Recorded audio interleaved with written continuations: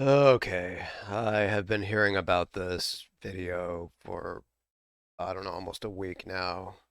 Maybe not quite. It's only been out for 5 days. Excuse me, I originally wasn't going to watch it because I didn't want to give them any more views. I guess I'm 357 here. I Hypocrisy alert. Used to always watch TYT back in the day. I used to actually listen to TYT back on 620 KPOJ back in the early 2000s, um, on Air America when that was still a thing. In hindsight, I guess I should have seen that they were not actually leftists, that they're just blue team supporters. Although for a while they did actually go after Osama and go after the blue team. And there was a big change after the Katzenberg cash came in. They got rid of things like some of my favorite shows on TYT were like Aggressive Progressives. Obviously, that was number one. What the Flick, they got rid of. Talk Nerdy to Me, they got rid of. They basically got rid of all the good stuff and just went with the blue team propaganda. Yeah. Um, I've met this fucking idiot before. I offered to debate him. I told him I was a Ralph Nader supporter and offered to debate him on that. Gave him my contact information. Didn't ever hear anything back. Obviously, whatever. I mean, I'm nobody, so I guess he doesn't give a shit. But anyway, here we go. Cenk loser versus Briahna Joy Gray. I'm gonna start it up here. All right, welcome to the conversation where we're going to have a doozy today. Could be, well, let's see how it goes. Briahna Joy Gray is the host of the Bad Faith podcast. She's co-host on The Rising. She's also a host on Debrief on Call-In, former National Press Secretary for Bernie Sanders in 2020. And we're going to try to clear the air today in terms of what folks believe, what I believe, what she believes, what everybody believes. So this ought to be interesting. Briahna, welcome. Thanks, Cenk. I appreciate you having me. No problem. So let's keep it real right out of the gate. Some have called you the fake left, including me. Now, Rejection, anyone?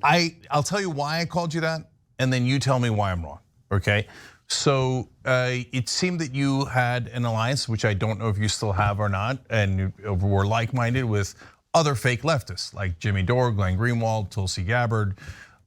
First, Tulsi Gabbard hosting Tucker Carlson's show on Friday. Do you still think that they have good intent and that they are not fake left, that they just happen to just pummel the left and agree with the right wing all the time, just coincidentally? I'm just curious what your take on that is lately. I didn't catch it. I've never actually met or spoken to or corresponded with Tulsi Gabbard. I don't really have a relationship with her. Like a lot of people on the left, I really appreciated her standing up for Bernie in 2016, but honestly haven't really followed her much since. So, I think part of my frustration is the characterization of me having an alliance with people that I barely think about, much less, have a relationship with. I do have a relationship with Glenn. He was my boss at The Intercept. He's been supportive of me throughout my career. I think he's obviously very bright and thoughtful. And when we agree, we agree. And I find that he's one of the best advocates for whatever it is that we agree on. When we disagree, I have him on my show and we talk about it. And I have brought up some of the criticisms to him directly that people have about whether or not he pushes back sufficiently hard. But he goes on Tucker Carlson and other similar shows. We probably will continue to disagree about how one should best handle those types of situations. But I think there's a lot of room on the left for a lot of different people advocating for a lot of overlapping interests. And I'm happy to be a part of that. Okay, so that's an interesting answer and a good answer. And guys, let me clarify from the beginning as well that I wouldn't have Jimmy Dore on this show. I think he's a total fraud and gets all of his money from the right wing and is one of the worst people in media. But Briahna is on the show because we're gonna actually have a real conversation where we figure out what our opinions are instead of yelling at each other through other people, etc. online. So obviously, I think that you might have good faith, and I'm also being honest and saying might. Okay, so let's actually talk. And I've read some of your pieces, Briahna, that I totally agreed with. So let's get into what you think. I might come back to the Jimmys of the world, but I might not. But I hear you, and that's already an important clarification that you don't view it as a quote unquote alliance, whatever that means. Okay. Yeah, I mean, what do you mean by that, Cenk? I think Jimmy is an obvious right winger now. He does these idiotic, videos about. Hold on. Let me explain. You asked the question and about how the vaccine, he's skeptical of it because he's making money off that. Earlier he was doing pro-vaccine videos. I wasn't asking about Jimmy. My question of people on the left, a lot of members of DSA and the chapter that I used to belong to, a lot of people across the left spectrum really understood that it's really important to force the vote on various issues, to expose folks who only performatively believe in various things. And I've seen you yourself talk since then about how important it is to get people to go ahead and vote for various issues that they, as Democrats, often espouse, but at the end of the day, hide behind, whether that's parliamentarian or other kind of procedural factors to disguise the extent to which that they actually don't want to follow through on some of these policies because their donor base won't allow them to. I did and continue to believe and enforce the vote. It was frustrating to me that we weren't able to have a conversation at the time because it seemed like a lot of the pushback against force the vote had to do with a mistaken belief that Kevin McCarthy could be Speaker of the House, which of course was wrong and debunked and was promulgated by a lot of folks, and it could have been easily cleared up without a lot of the animus that ended up coming out of that moment. And I really appreciate that Sam Cedar was willing to come on Bad Faith podcast and have a prolonged, civilized conversation about it that I think ultimately had the potential to move us all forward instead of dividing the left community. Okay, look, I didn't do a good job of starting this conversation off on the right foot, which I wanted to, but now that we're off on the wrong foot, something you just said really got under my skin, and it's something that you've mischaracterized before. You said since then about force the vote, as if I've changed my mind. I've been challenging the Democratic establishment for 20 straight years here. So the idea that like these Johnny-come-latelys come in and go, oh my God, we had this amazing idea. What if we challenge the Democrats to have a vote? That's the oldest thing in the book, and then you guys like pretend like you came up with it. And then there's all this talk about like change politics at TYT that's mental, not supported by one shred of evidence. And you did that on your show with Jordan Sheridan. What do you mean change politics? Change politics how? What are you talking about? And with all due respect, I'm really confused. I certainly didn't mean to take any credit away from the work that you've been doing in the left community for a very long time. So many people who listen to my show talk about how they were onboarded to the left because of watching shows like TYT, which at the time were, really unique in the breadtube space, really defined what it means to be a leftist on YouTube. So I don't think this should be a conversation about who gets credit for what. For me personally, I didn't care who came up with force the vote. I actually heard of the idea first from watching Sam Cedar's show. And he mentioned that there was an idea that he thought was a good idea that came from Jimmy Dore. And that's what perked my ears up because I knew that there was some friction there between those two. And I thought, wow, if Sam is willing to say this about an idea that he heard about from Jimmy Dore, which of course Jimmy Dore didn't invent either. And he says this very openly, that he got it from the DSA, that it was a tactic that was listed in the 2019 DSA kind of strategic document. And of course, like in the context of Force the Vote, we always talked about how this was a model that was used by suffragettes rather, in the early part of the last century, that having people vote on bills, even as they were voted down, really ginned up a lot of public interest in women's equality and those kinds of things. So yeah, I certainly don't think we as a left community should be talking about credit or who's first or anything like that. I think the goal should be for us to come together and try to figure out the best way strategically to go forward. But it's difficult to do that when people are so bogged down in their interpersonal animuses. And that's part of why I wanted to come here today to really talk about why it is that there seems to be so much negative energy. Yeah, but we have to break that down because I'll tell you exactly how the history of that went. So Jimmy, at the time, we're still friends. No bad blood has happened at all, other than old stuff from TYT. And at the time, I didn't know the old stuff from TYT. So he calls me up, force a vote. I say, okay, That's, as a general thing, forcing a vote, perfectly great. On Medicare for all, perfectly great. Then later I ask, hey, we're gonna force it, and then what happens? Like, who, is there a progressive that's going to run against Nancy Pelosi? Because if there's no progressive, what are we doing? Making Hakeem Jeffries the Speaker of the House? What earthly difference would it make? He's just as conservative as Nancy Pelosi. And Jimmy didn't have an answer for that. None of you ever have an answer for that. And we're gonna hold on. Let me explain the whole thing. And then, okay, we're gonna go for Medicare for all. But wait a minute, there's a ton of things that are lower hanging fruit. And if you're gonna go and do a spectacular force to vote, that's a big action. Let's try to get something that we can actually get. Medicare for all is not even on the agenda. I hate that it's not on the agenda, but I know what's doable and doable and not doable. And at the time, idiots like Aaron Monte are, oh, $15 minimum wage, that's already in the bag. We don't need to do that. And I'm like, wait, if you guys are gonna be juvenile and you don't know how any of politics works, and you have no earthly idea, the guy who ran for office and got fucking destroyed.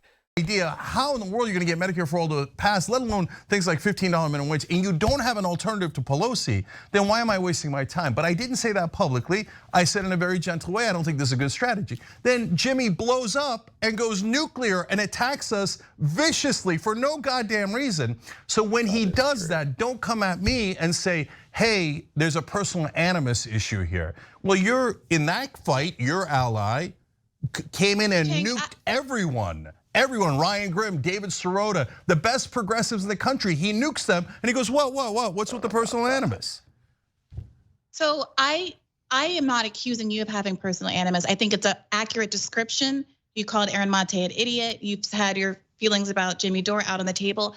I personally would prefer not to make those characterize people that way. I don't think that that's helpful. Obviously, you. Okay, two things can be true at the same time. Jimmy Dore is a fucking moron and a grifter. Cenk loser is a moron and a grifter. You can do what you want. I can't control that. But I am articulating what I experienced, and I experienced a lot of animus, and I experienced it as animus when you referred to me as a fake leftist. I have never had any kind of negative interaction with you. I've never feuded with you privately or publicly. I've never said anything negative about you on the internet. So I thought it was pretty hurtful. You talked with Jordan. You talked with Jordan about how we changed our politics at TYT. You did. Based on what? And changed it to what? Changed it from what? I don't remember. Okay, the only possible truth in that could be the fact that he was always a blue team grifter. Although he did actually go after Obama a few times, so yeah. Truthfully, so a lot of people come on my show and they maintain, like I confess I'm not a long time TYT viewer, so I would never say something like that, I don't think, because I don't have that perspective. Other people do come on my show and they say their opinions, and other people, I think like Jordan has been in this universe for a much longer time than I have. He might have had the view that there's been a shift, and he's a guest, he's entitled to his opinion. I don't really have anything to say about that one way or the other. But I would like, if we can, to keep this conversation focused on us and whatever your concerns were about me, since you're the one who called. I mean, I don't mean this accusatorily, I'm just trying to unpack this. You referred to me as a fake leftist, and I reached out to you about having a conversation about it because I didn't want this to explode, and I'm really unhappy with all of the disputes that have happened on the left. I wanted to clear the air and be able to have a direct conversation with you about whatever your concerns are about me. And I think it might be more productive to talk about our relationship now here, as opposed to all of these other issues that you have with other factors and other people that I can't speak for. Yeah, so I agree with that. But again, the flow of the conversation is forcing me to say one last thing about the personal animus point. Look, Briahna, I'm trying to give you an earnest answer.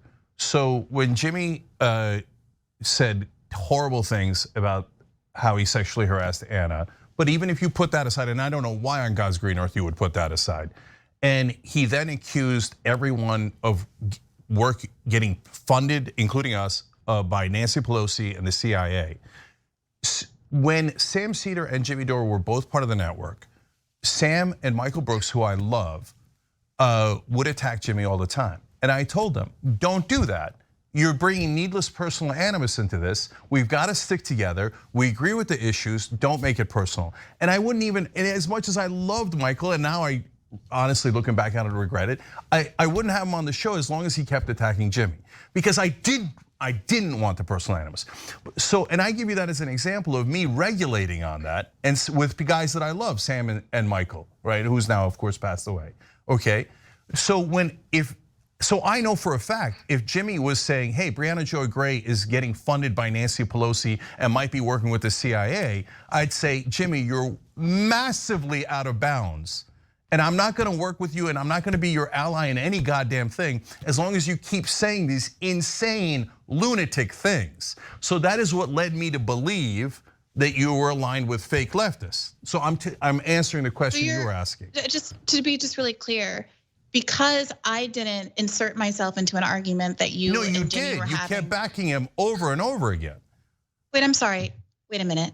I keep backing force the vote. I believe in force the vote, and I'm going to continue to back that kind of adversarial politics until the day I die, whether Jimmy supports it, whether someone else supports it that you might not like, whether someone I disrespect deeply like Cornel West supports it, and Chris Hedges supports it, and Crystal Ball supports it.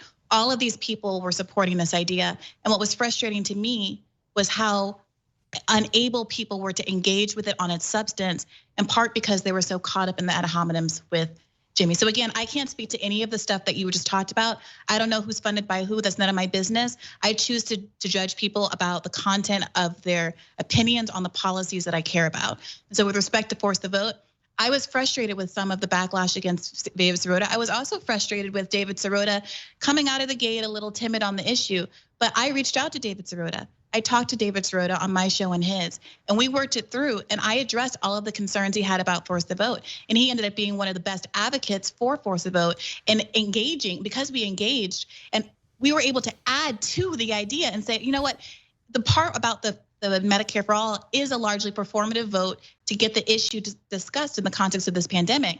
But what concrete asks could we make? And David Sirota was instrumental in coming up with some of those asks, like getting Richie Neal off of the head of the Ways and Means Committee, like getting the PAYGO exemptions, which although there's a lot of discussion about how the squad did get those, that wasn't in fact the case. And he enriched the idea because he was able to participate in the conversation.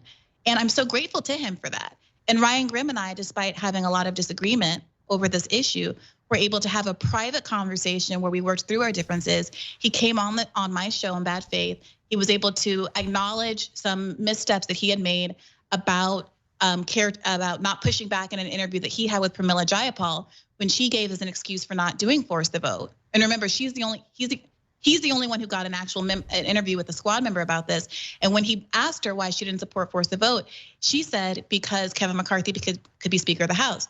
Ryan Grimm knew that wasn't the case. He didn't push back at the time. He said he regrets doing that.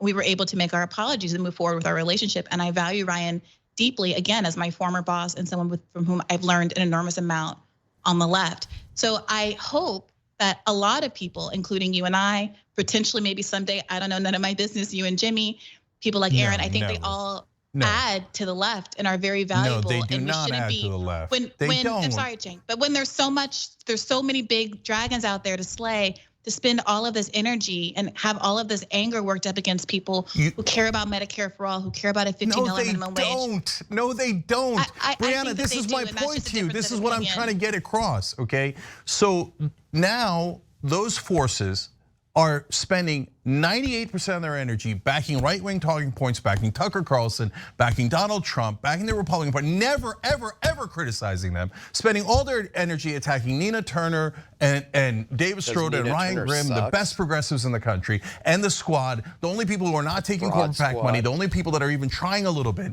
And they spend all their energy doing that, and you go, oh, they're great leftists. No, they're not. And they're getting, literally some of them, like Glenn Greenwald, are getting paid by Peter Thiel through Rumble. They're getting paid through their right-wing Patreon supporters. So when you aid and abet and you make it seem like, oh, when Jimmy tells you that the real problem is progressives and not Republicans, that he's on the left, you're helping that deception. Well, Cenk, Nobody thinks that Jimmy Dore is on the left, or nobody with a brain thinks that Jimmy Dore is on the left. Jimmy Dore is a right-wing grifter. So are you. for one, you should really talk to Jimmy. I am not a ventriloquist dummy for Jimmy Dore. He, I'm sure, would be open and happy to talk to you. I just cannot speak for other people, and I really wish you would respect me enough to engage with me as the human being that's sitting in front of you, and not asking me to speak for these random men who I'm not accountable for. I'm not their mom. I'm not in league with them or in alliance and allegiance with them. I respect them for the ways that they advance the issues that I want to advance and protect. And when I disagree with them, I disagree with them about the specific issues that I disagree with them on, and I don't make it personal. And I think that's really good advice for everybody in this community. Yeah. Now, if you want to ask me specifically, yes, I do think that they are, depending on the issue, there's a lot of really good faith engagement happening. So I don't see it, and I respect that you obviously see this differently. I don't see critiquing the few people that we have that are in positions of power to actually advocate for us as attacking them or trying to bring them down. When I say something like the progressives in Congress, because of the narrow margin in the House, could have had any number of force the vote moments over the course of this last 18 months, that they could have. You mentioned the $15 minimum wage. During Force the Vote, when AOC said to Justin Jackson that she was going to reserve her political capital for a $15 minimum wage, part of why I didn't have quite the same reaction as Jimmy. I was very frustrated, don't get me wrong, but I wasn't quite willing at that point to kind of go all in on the fraud squad characterization. Because I thought, well, maybe she knows something that we don't know, and maybe when the time comes, she really will. And they will, all of them together. I don't mean to put it all on her, but all of them together will vote as a block and hold up must-pass legislation like the American Rescue Plan to make sure, if not a $15 minimum wage, something significant that was on the cutting room floor got into the bill. They all had the power to be the mansions and cinemas of the left, right? And when that moment passed and didn't happen, when no one really called out the parliamentarian trick in stripping at 15 from the bill at the time, when Pramila Jayapal was reported to have whipped the votes to make sure the Progressive Caucus did not, in fact, hold up the bill to fight for the issues that we sent them to Congress for, I think it's absolutely incumbent on us to call that out and push them to be better. Because if they're not fighting for us while they're in there, if they're not maximizing their ability to use their leverage for the most vulnerable people in this country, I don't know what they're there for. So Briahna, every time I try to get to talk to you about you and about policy, you say something that's maddening that forces me to clarify, and then we get back into the same muck. Okay, so in this case, two things. You framed it as, I don't know, holding people accountable is not attacking them. Okay, so let's be very clear on what we've done and what the definitions are. I gotta rewind that. And about policy, you say something that's maddening that forces me to clarify, and then we get back into the same muck. Okay, so in this case, two things. You framed it as, I don't know, holding people accountable is not attacking them. Okay, so let's be very clear on what we've done and what the definitions are. We have held those same individuals accountable massively, okay? I did a video saying I'm burning all my bridges with all the Just Democrats, a group I formed and named, and got to try to get them to take action on things we could actually win on, like $15 minimum wage. I burned my bridge with Bernie Sanders, forcing him to, and we did a petition, our viewers sent in videos, and it worked, and it forced Bernie's hand to have a vote on $15 minimum wage. And then we found out who the 8 Democrats were that voted against the $15 minimum wage. And we found out that those were 2 of the top allies for Joe Biden, the 2 senators from Delaware. So that was actually a force to vote that was incredibly effective in at least finding out who the bad guys are. We got no help from anyone else because they were busy with, their, as you would say, personal animus, but our audience was enough and we did it anyway. So when you say it as if I'm opposed to it, are you, like, I am philosophically massively in favor of it. With all due respect, and people can play back the tape, nothing I said was meant as an antagonist. I think that you're personalizing this and inserting yourself into this. All I was talking about was what my feeling, I was using an example to demonstrate why I don't think that criticizing the squad is attacking the squad. And so what you're saying is you also criticize the squad. I think that's great. So we understand each other.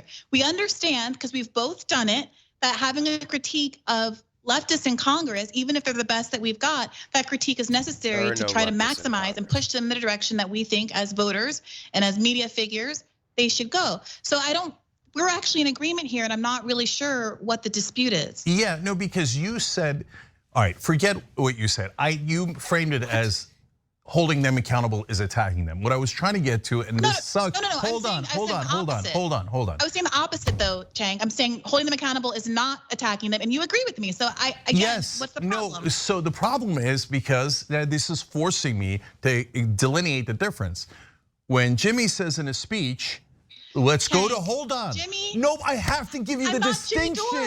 I have to give you the distinction between attack and hold accountable. No, Briahna, hold on, you have to understand it. When he says, let's go to AOC's house and make her afraid of us physically, that's attacking.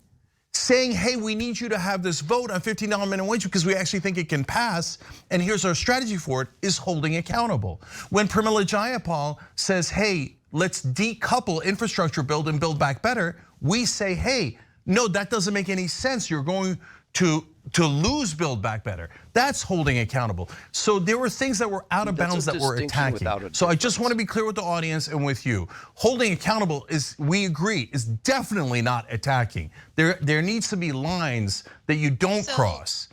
So if you want to be very specific, I personally do believe that protesting in front of politicians' houses is legitimate. I think it's legitimate.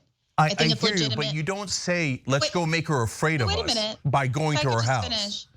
When I had Chris Hedges on my show, probably last fall, it was one of my favorite episodes ever. And he talked about the politics of fear. And he talked about how if you have a social movement and you want it to be effective, you have to have people afraid of the consequences of not listening to you.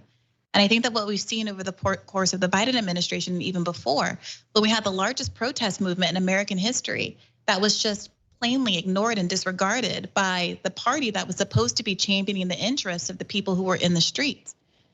That they weren't really afraid because ultimately there were no consequences there. And I don't mean threats of physical violence. What I mean by afraid is that there was gonna be some tangible consequence to not listening to you. My argument in the summer of 2020 was there needed to be a credible campaign to withhold one's vote. Just some very clear, popular policies were committed to by Joe Biden. I think we might live in a different world where, if that had been the case. I'd say the same thing is true now over whatever election happens in 2024 and what these midterm elections coming up.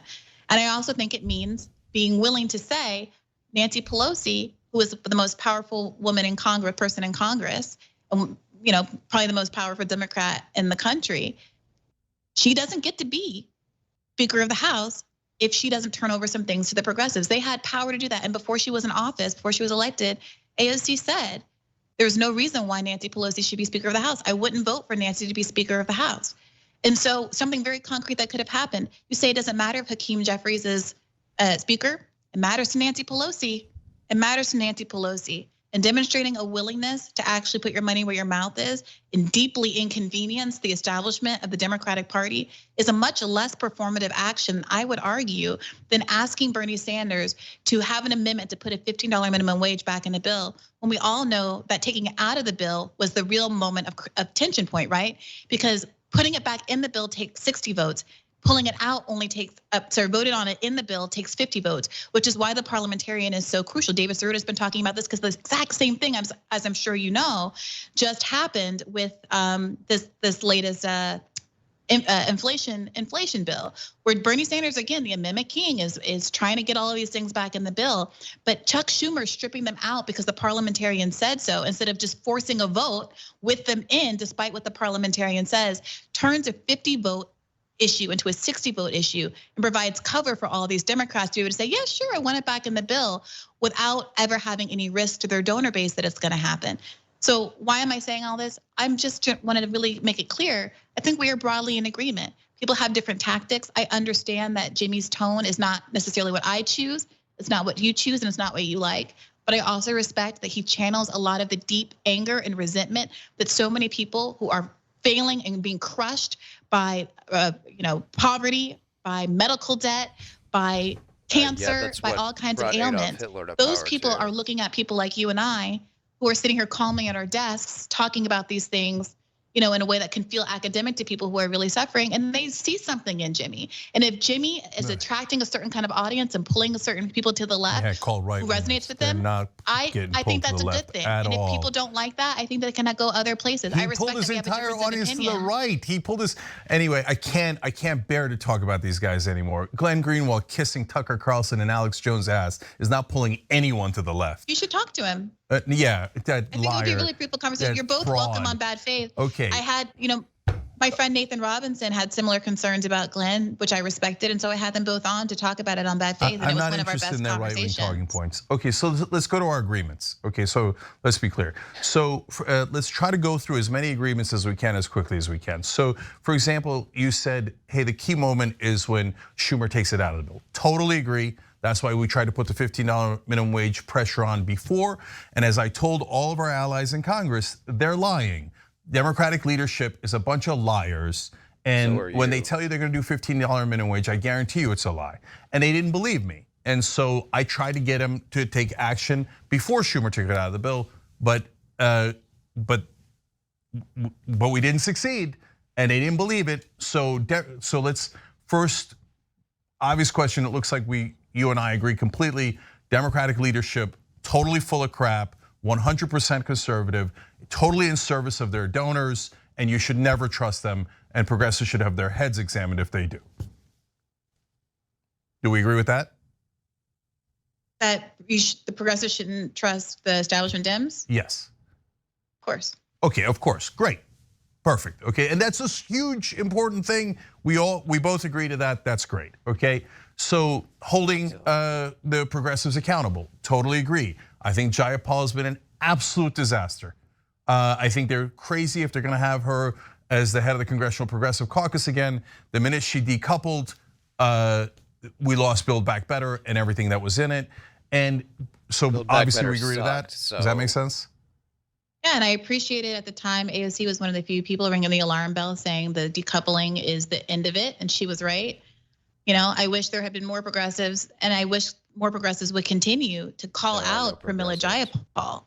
I think the squad, to the extent that they care at all about some of the mistrust that exists now in certain parts of the left, part of it is because there is this perception that we all know how terrible Pramila Jayapal is at this point. The endorsement of Shontel Brown over Nina Turner was a real tipping point for a lot of people, and yet Nina Turner sucks too. Almost nothing was said about it. Everyone just kind of ate it and accepted it. And that doesn't give people a lot of faith in the progressive caucus as a group, or even the smaller group of the squad. Yeah, and I'll tell you why they do it. It drives me crazy. I think they're wrong. I've said it on air. I've said it off air. As soon as they get to Washington, they believe the biggest myth there ever is. The most important thing is decorum and your colleagues and being nice to them. No, your colleagues are your opponents. They do not want Medicare for all. They don't want Green New Deal. They've said it. Nancy Pelosi said it in every mocking way. She is not your friend. She's not your ally. The minute you treat her as an ally, you're a sucker and you're going to get played. And that's what happened with Jayapal. And by the way, the guy who got TYT $20 put million pressure from on the the Katzenbergers. squad. And look at that. The 6 Justice Democrats were the only ones who voted in the right way to say it should not be decoupled. And credit where credit is due on that, as you just said. So, okay, good, we're in agreement on that. So if we agree that we need to hold all these folks accountable, and corporate Democrats are a huge problem and they're part of the issue, then there isn't much we disagree with on the left. And that's why I get to the right wing and how some folks treat the right wing with kid glove. But I don't want to make any assumptions. And like you say, you don't watch every minute of TYT, of course not, right? And I don't watch every minute of your shows, of course not, right? So that's part of why I had you on here in the first place. I wish we'd have done it in the beginning, but that's on me. So help me understand how you think of the right wing. Because when I get to the right wing, I think they're even worse. They're all corrupt, just like the corporate Democrats are. They take the same donor money, right? And then on top of that, they add in personal corruption and on social issues, they're monsters. From this guy? Do we agree on rich, all that? Buddy. Yeah, of course. Yeah. Okay, so look, right there, that's the most important thing that we've gotten out of this conversation. Because if I had Glenn or any of the other guys on here, they'd tell me some BS excuse about why they never criticized Trump. Trump monster. Fair? Of course. Of course. Okay, great. Wonderful. Already No. that's See, I disagree with that. Donald Trump is a fucking clown. He's not a monster. He's not evil. He's a reality show TV star. This guy has orange clown derangement syndrome. Like, if you look up the definition of orange clown derangement syndrome in the dictionary, they got a picture of Cenk Loser right there, looking exactly like this. Okay, sorry. 1,000 times better. Okay. Although, Cenk, I will say this. Some people believe that identifying what appeals to some Americans about these figures, identifying it and speaking to those concerns, and acknowledging that at times figures, even as ones I find as repugnant as Trump, are able to have a diagnosis of what's wrong in America. That is right, despite his prescription for that problem being wrong. Some people see that acknowledgement as somehow an endorsement of those candidates in their policy prescriptions to address the issue. Yeah. So I do think, and again, the lines can become blurry sometimes. I do think sometimes folks say things like, it's legitimate to be concerned about free speech, let's say, or even try to appeal to an audience that is being galvanized by that particular issue and being pulled right because there isn't in the Democratic Party as much emphasis on that particular issue. Or let's say the Russia-Ukraine crisis, where there is a frustration by a lot of leftists that the US's role and the West's role in expanding NATO was a precipitating factor, although it obviously doesn't excuse the independent actions of what Russia does in the context of this invasion, that we need to be having a conversation about it. And it's frustrating that there is at times more of an anti-war sentiment, though it is often in bad faith, that comes out of the left part of the party when the squad members will continue to vote. Sorry, on the right wing, when squad members are continuing to vote for more aid, et cetera. And I do think that sometimes people bring up, right wingers. Well, this right winger is better than a left winger on this issue, not because they like the right winger, even believe the right winger is acting in good faith, but in order to try to shame the left into saying, why are you letting them occupy this space? Why are you letting them look like they're the vanguards of this? That is a really good point. I'm gonna rewind that. They are not, yeah. The US's role and the West's role in expanding NATO was a precipitating factor, although it obviously doesn't excuse the independent actions of what Russia does in the context of this invasion, that we need to be having a conversation about it. And it's frustrating that there is at times more of an anti-war sentiment, though it is often in bad faith, that comes out of the left part of the party when the squad members will continue to vote. Sorry, on the right wing, when squad members are continuing to vote for more aid, et cetera. And I do think that sometimes people bring up, well, this right winger is better than a left winger on this issue, not because they like the right winger, even believe the right winger is acting in good faith, but in order to try to shame the left into saying, why are you letting them occupy this space? Why are you letting them look like they're the vanguards of this issue? It should be us, it should be us. And I think it can be frustrating at times when that effort to make the left be to the left of even the most bad faith, superficial right wing actor is. That's because, well, the reason behind this is because they're not on the left. They're all right wingers. Is characterized as actually believing whatever the right wing, hypocrite is saying in that moment. Yeah, so then let me clarify my point of view on that. So when a right winger agrees with us, I don't look a gift horse in the mouth. So I'm not one of those folks who say, if Donald Trump says it, it must be false. I didn't lend my brain out to anyone or being against anyone across the board, and that makes no sense at all. So if Matt Gaetz is against war and he says, and Mike Lee, they say, hey, you know what? We need the president needs to ask for congressional authorization for war. I love it. They're coming to us. We're not going to them. I will take yes for an answer. So anyone who says no, I'm on Team Democrat, so I hate those guys, so I'm gonna cut off my nose to spite my face, I don't agree with, and I find it absurd. Now, that is some issues, and sometimes we'll agree on marijuana legalization with some portion of the right, et cetera. I'm gonna take yes for an answer on all those. But there are other issues, there's actually 3 buckets. There's the bucket in the middle where we don't agree. I don't agree with some people saying they're on the left, right? So Ukraine, for example. Questioning the amount of funding that's going to Ukraine totally makes sense. I believe Ukraine is in the right. But hey, whenever we ask for anything at home, we never get it. But as soon as defense contractors are going to make money off of it, we're spending billions. And that isn't necessarily even going to Ukraine. So I find that legitimate.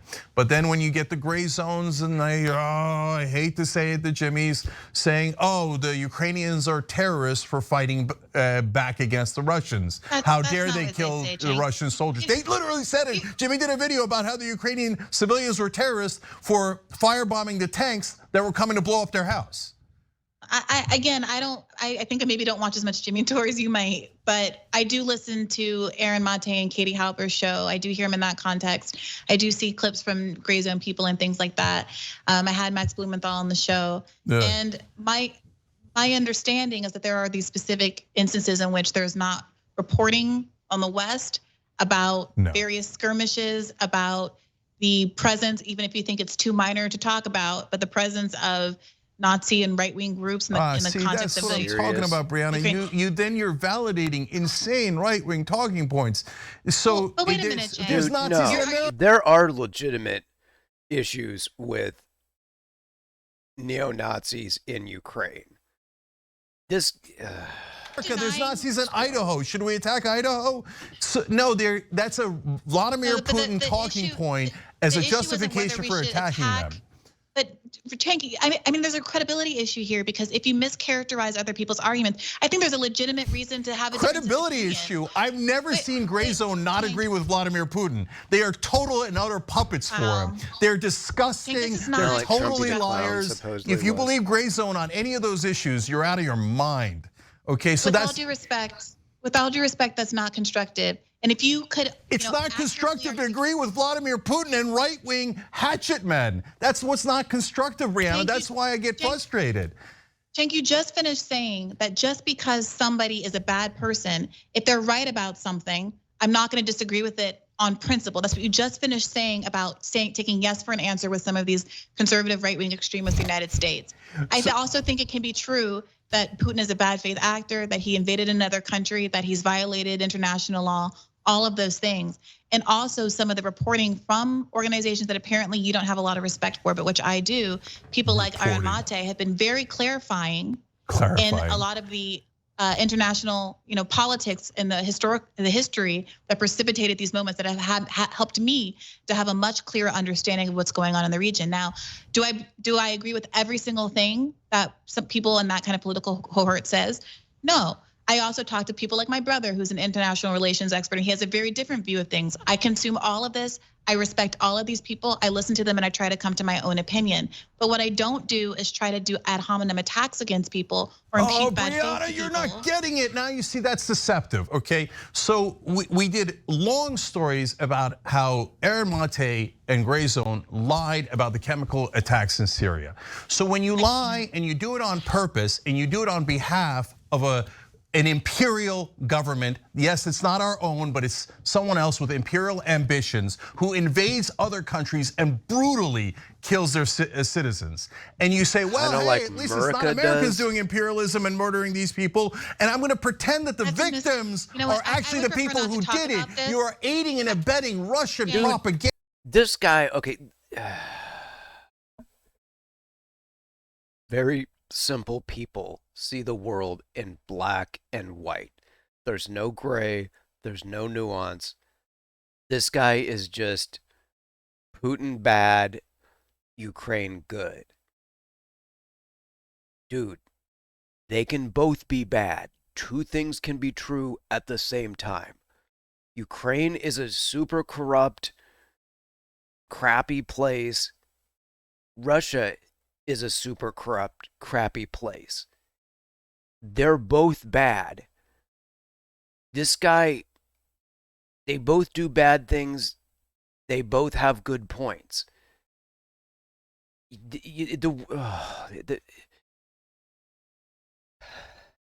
I have a hard time believing that he's actually that dumb. I think he is really just a grifter that has taken one side, gets paid to take one side, and just okay, go. Propaganda. I'm not going to stand for it.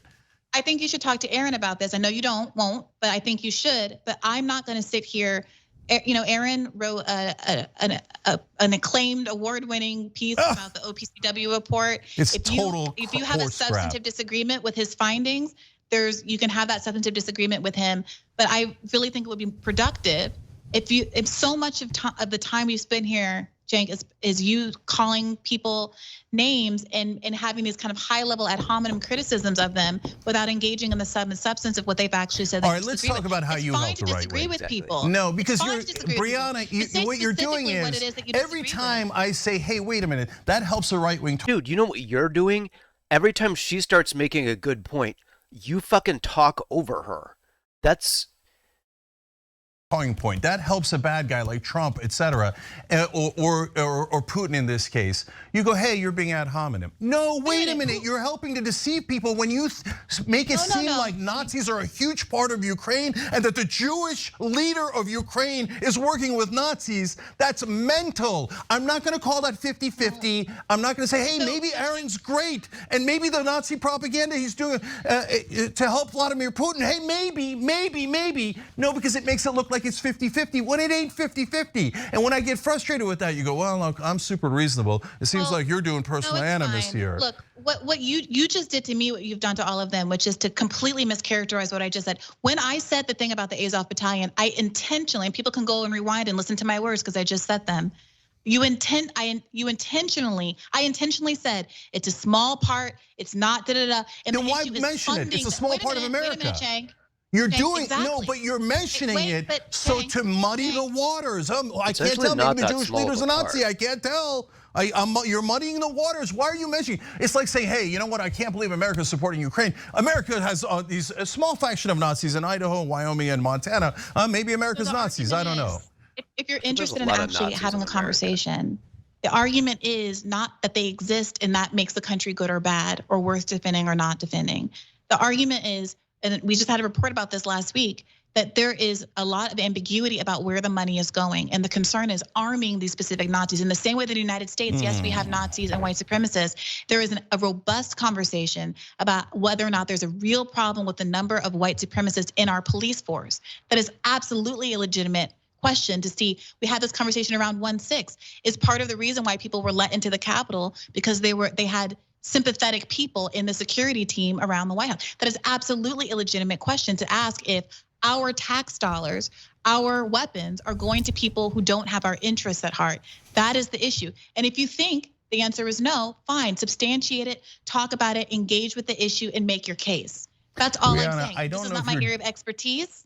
I'm literally not even espousing a point of view. But I think the left is stronger when we're able to talk about these things instead of just assuming that people are secretly rooting for Vladimir Putin because they have a historical perspective or a perspective of what's going on the ground. Their reporting is wrong. Their reporting is lies. Okay, and then you make it 50-50. But Briahna, I don't know if you're doing it on purpose or not, but you did, what you just did there was a sleight of hand in that conversation.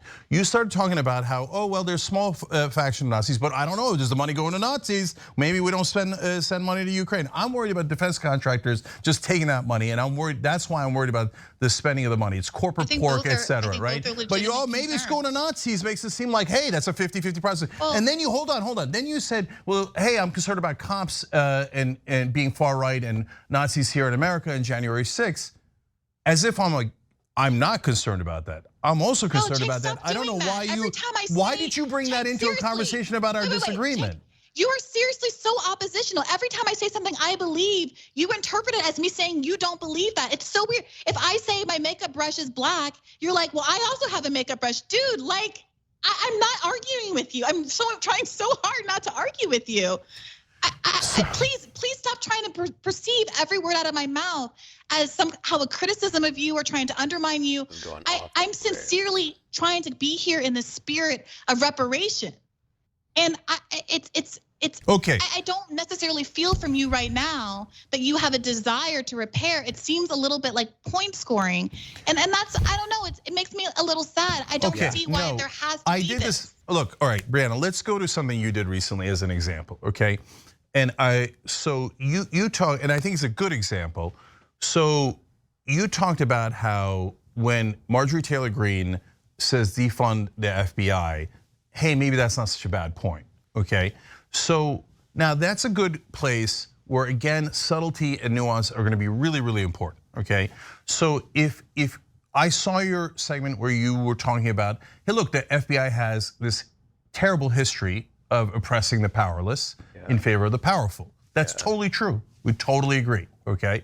And if you're getting agreement from the right wing, now this is important, but in an earnest way, about police reform, law enforcement reform, what did we talk about? What did I say earlier? Take yes for an answer, right? So far, okay, that's right, but they're not serious about, they're only, when they say that, they don't mean they want to shut down the FBI going after black people or going after poor people.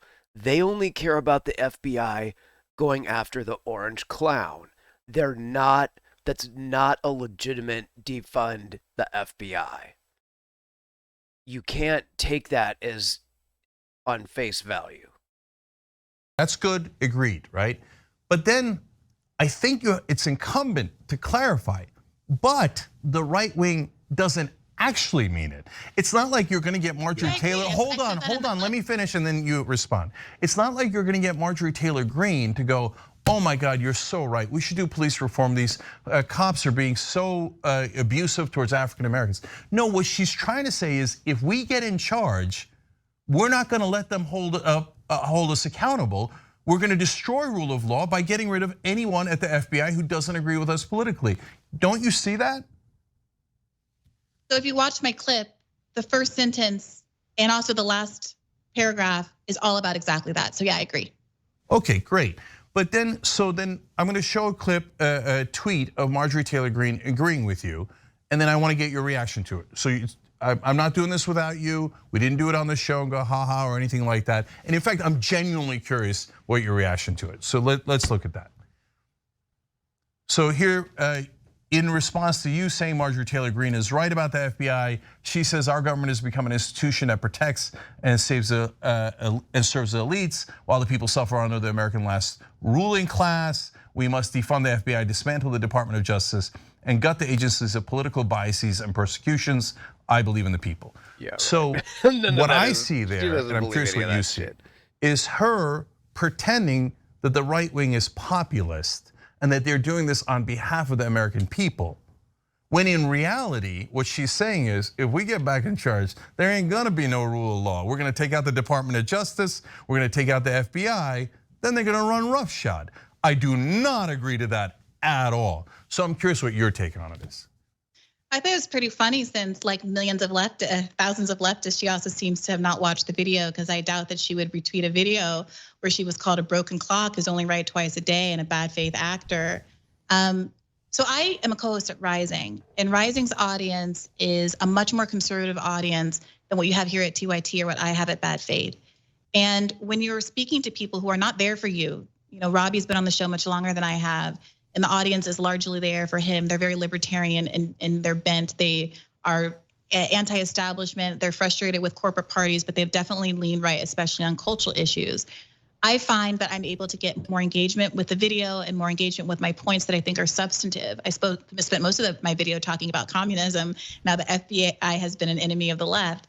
To meet them where they are and say, look, the left is as concerned, nay, more concerned about the issue than the right. And here's the real people who are advocating for this and not in a self-interested way. And the point I make at the end of the video is, I don't believe Marjorie Taylor Greene is acting in good faith, but I believe you might be. And to the extent that you, the audience, is acting in good faith, here's what we should do, come over to the left. I'm addressing conservative audiences or kind of partyless audiences, people who are quote unquote persuadable voters. I'm not doing this for Marjorie Taylor Greene's notice or interest. I'm doing because she is in fact obviously a bad faith actor, but you have to address the people who see her as acting in good faith. That's comms. Just because I know her and she is a bad actor, but some of the people in the audience are people who genuinely believe what she's saying. So the point is to say, okay, let me just accept on face value that you really are into this. Let me tell you what the FBI really is, and let's develop a plan on my own turf about how to address this issue. And I talked to the boys over at the Vanguard earlier today, and they raised some interesting points about how, like, well, if she is able to set the agenda. Her version of getting rid of the FBI is going to be all about protecting, yes, elite power, the way that the FBI has always done, and avoiding accountability. I think that's a really legitimate point. That is why instead of, I don't know, spending a long day attacking me on the internet, what I would love for leftists to be doing is to think critically and get our historians and our theorists together and think critically about what it would look like to either restructure or abolish the FBI so that it really did become about accountability for elites instead of harassing leftists and other marginalized groups as it has done historically. But Briahna, do you get that when at a moment when the FBI is finally doing something right and holding an elite like an ex-president accountable on his massive lawbreaking, that when you say Marjorie Taylor Greene is right, that it appears to some, I understand your point that you're making about reaching out to the right-wing audience that's watching. I totally get it. And from time to time, I think that makes sense politically, okay? But again, we need nuance here. But in this time, it allows them to say, you see that? Reasonable people on the left agree with us. The FBI is political, and they're targeting Donald Trump based on politics. That it seems. I didn't say. I know, and that's why I'm asking you about. Marjorie Taylor Greene in that tweet, in Marjorie Taylor Greene's quote tweet, she doesn't even make that argument. But you know that that's the argument she's saying in this context. Well, she tweeted about how defund the FBI right after the raid. You know that that's what it's about. No, what I'm asking, Briahna, is do you see how it might be perceived as helping their talking point that the FBI is targeting Trump unfairly and for political reasons? The right is exploiting this moment for what they want, and I'm exploiting this moment for what I want. That's all I can do. I, Briahna Joy Gray, with my small platform and 60,000 YouTube subscribers, are not platforming or influencing Marjorie Taylor Greene, a sitting congresswoman's behavior. I think that that's laughable. But what I think is very irresponsible is for the left not to take advantage of the genuine interest that many people have across the political spectrum in holding the FBI accountable. Cops sometimes arrest bad guys and do the right thing. Sometimes cops stop a rape in progress and capture someone who's been drunk driving before they can hurt someone. Sometimes that happens. That doesn't mean that I'm not going to continue to advocate for overwhelming police reform, abolishment, or whatever it is, because that's the right thing to do. And we need to be coming up with structural alternatives to do the things that cops are supposed to be doing, while not covering for all of the misconduct and the structural problems with the police force just because sometimes they behave right. And I think the same thing with the FBI. It is completely cogent to say, I believe Donald Trump should be held accountable for whatever crime he might have committed. At the same time that you say the organization that's undertaking the search has a credibility issue because it spent 85% of its resources, as I talk about in my clip, 85% of its time going after people like Muhammad Ali, Elvis Presley, and Martin Luther King and Fred Hampton, and only 15% of its time going after the Ku Klux Klan. But today they're going after Donald Trump.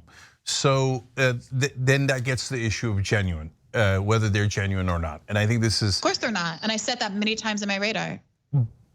Okay, but let's break that down. And this is a good moment. This is a good thing to, I think, end on. So look, if I sense the right wing is genuine, they're actually voting with us. So for example, they're anti-war, they're saying the president needs to get congressional authorization, and they voted that way. Great, no problem. A vote's a vote, it's as genuine as it gets, right? So I say yes to that. But if they say, hey, Cenk, I care about law enforcement reform, right when Donald Trump's getting busted by law enforcement. And by the way, if we win, I'm not gonna do any of the reform you want. Instead, I'm gonna make it way worse. I go, well, that's not genuine. And this is not a moment that I wanna help them with their completely disingenuous concern about law enforcement. I think that's an excellent point. You know how I would nail them on this? Wouldn't it be incredible if in response to this moment, the left actually drafted a plan that they could vote on to actually reform the FBI in a meaningful way? Yeah. Wouldn't it be incredible if instead of letting Marjorie Taylor Greene stomp and posture on the internet about this sort of thing, that we called her bluff with a piece of legislation that would actually do what the left thinks would be a good response right now, a response that creates accountability for Donald Trump, but which also cuts at the meat of some of the skepticism that the right has about whether or not the FBI can conduct an impartial investigation. That's what I would really love to see in this moment. Call her to the mat, force the vote, make her prove whether or not she is a good faith actor or a bad faith actor. I think that would be much more productive in this context than sitting around just saying online she's a bad faith actor. Well, we all know that, but the people who support her or the people who are open to having this conversation, they don't know that. And there's only one way they can know that. It's by good faith actors getting in there and actually doing what we think should be done instead of just criticizing and complaining and critiquing others. Yeah, we have a slight difference on strategy there. I would not do that vote on the FBI now because it would distract everyone and make it seem like the FBI is doing a fraudulent investigation of Trump. But I would have done the same thing on election reform. When the Trump people screamed about election reform, progressives have wanted election reform forever. I would have done a bill that said, okay, great, you want election reform, let's do it, right? And I would have put them to a vote. But there, of course, we have the common opponent we always have, which is corporate Democrats. And they wouldn't allow those kind of real votes if their life depended on it. Okay, last thing on this then is, look, I get concerned that right-wing populism is given credibility when I think it's overwhelmingly disingenuous. So, I mean, I have that concern on a nuclear level with Glenn and the others, but I'm putting them aside. I'm taking you as a good faith actor here and say, aren't you worried that they're not at all populist? I mean, at the end of the day, Steve Bannon, Tucker Carlson, all these guys are talking about their favorite philosopher, Alexander Dugin in Russia, who believes in going back to the medieval ages, violence and dictatorship.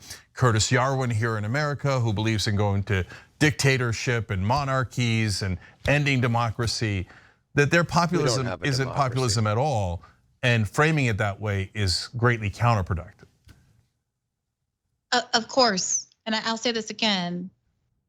Nothing I ever say, nothing in my approach is ever intended to be directed at any of the people who are on TV screens or in Congress. I believe they're all bad faith actors. Steve Bannon, Tucker Carlson, Marjorie Taylor Greene, Lauren Boebert, all of them, right? Nancy Pelosi. But the people Chuck who Schumer, like them and support them, AOC. some of them are, some of them aren't. Some of them are, some of them aren't. And my goal when I do radars, and often the theme of my radar is, hey, look at this right-wing populist saying X, Y, and Z. Here's why they're acting in bad faith and why you should be on the left. That is a common theme, not just in this radar, but if you go back through them, Rising has like a list of all of our radars on a row, so you can like go through all of Ryan's or all of Robbie's or all of mine or whatever, and look back through them. You know, I did the same thing around the Fourth Amendment, the case where Border Patrol, our agents are now able to search your house, and it's like implicates 85% of Americans because the borders most people live within a border. You know, I say, hey, look, you guys care about search and seizure, you guys care about, your privacy rights. Don't you have a concern about this? And they're like, oh yeah, heck, why aren't more conservatives talking about this? This is a big deal for me. So that's the thing that I do all the time, and it's because I'm not talking to Sam Alito. I'm not talking to Tucker Carlson. I'm trying to talk to people who have been fooled by these folks. And maybe you're of the belief that every single person who watches like Tucker Carlson's show is a deplorable and beyond the pale. And no, I respect that opinion. Okay, great. But my thought is it's the most popular TV show in America. And that gives me pause. And I'm trying to figure out why it is that people are attracted to him and take the parts of it out that are not fascistic and that are not racist and that are not bigoted, where he's diagnosing legitimate problems about America and has something about his approach that is galvanizing to people, and do that plus the good stuff and explain to people, hey, like my Tucker Carlson radar that went viral because people kind of, I believe, purposely misunderstood it, is to say, I know what I see when I see Tucker. I see what you see. I see the bigotry. I see the open kind of white nationalism. But here's how he's subtle in his approach, subtle enough, not to you and me, but subtle enough to the people who like him that he has plausible deniability. So let me explain it to you in a way that you can understand, because saying dog whistle, saying these terms that we understand and we believe in, many people on the right just don't. And if you look at the comments of that video, if you look at the comments of the Marjorie Taylor Greene video, you might be pleasantly surprised about how many people are like, oh, I hate Briahna. She's a communist, I hate her, but she makes a good point here. I can't disagree. This is an issue. And slowly but surely, there are an increasing number of people who see the left as not just a bunch of crazy blue-haired freaks or whatever, not that there's anything wrong with blue hair, but as people who are legitimately engaging with issues that are priorities to them. That's my approach. I respect it if people don't like my approach or choose different approaches. I think a lot of different approaches work in this space. Different people. I can't take this anymore. This video's already gone over an hour. I don't know. I think I've already said all I can say here.